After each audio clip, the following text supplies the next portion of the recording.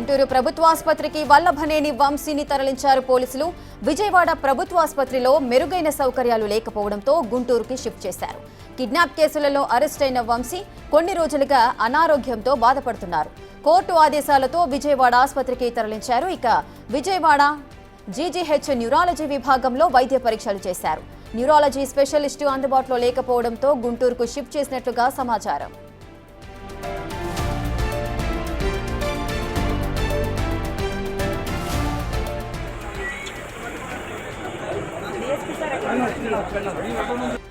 Ex-MLA Vamsi గారు జీహెచ్కి refer చేశారు.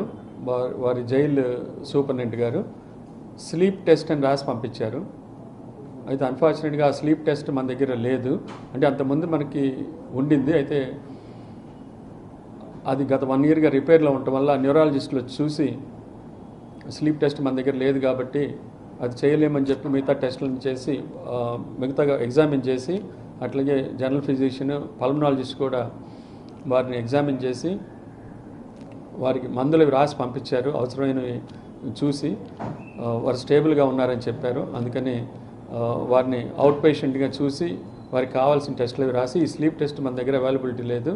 వారు మిగతా హైయర్ సెంటర్ ఎక్కడికైనా స్విమ్స్ కానీ వారి ఇష్టం వచ్చిన చోట అది మనకి చూపించుకోవచ్చు అని చెప్పి వారు ఉన్న చోట్ల వాళ్ళకి సజెస్ట్ చేసి పంపించారు. వారు కూడా హ్యాపీగా వెళ్ళిపోయారు.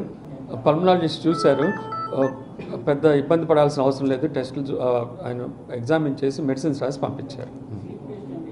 స్లీప్లెస్ ప్లథిస్మోగ్రఫీ అని అంటే ఏంటంటే వారికి ఇంతకుముందు ఎపిలెప్సీ అంటే ఫిట్స్ కూడా ఉన్నాయట. ఒబేసిటీ వల్ల కానీ మనం నిద్రపోయేటప్పుడు సడన్గా శ్వాస చాలా వరకు ఆగిపోతుంది తెలియకుండానే.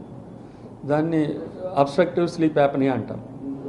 అది మనము ఈ ప్లథిస్మోగ్రఫీ స్లీప్ టెస్ట్ అనే ద్వారా తెలుసుకుంటే దాన్ని బట్టి వాళ్ళకి బీప్యాప్ అనే మెషిన్ ఇంటి దగ్గర పెట్టుకొని నైట్ టైం ఇలా దబాలను శ్వాస ఆగిపోకుండా బ్రెయిన్కి ఆక్సిజన్ అందకుండా పోయి ప్రమాదంలో పడకుండా ఆ టెస్ట్ చేస్తారు. అది బీప్యాప్ పెట్టాలా లేదా, వారికి ఎలాంటి ఆక్సిజన్ అందించాలి ఇంట్లో, ఇలాంటివి కొన్ని దానివల్ల తెలుస్తాయి.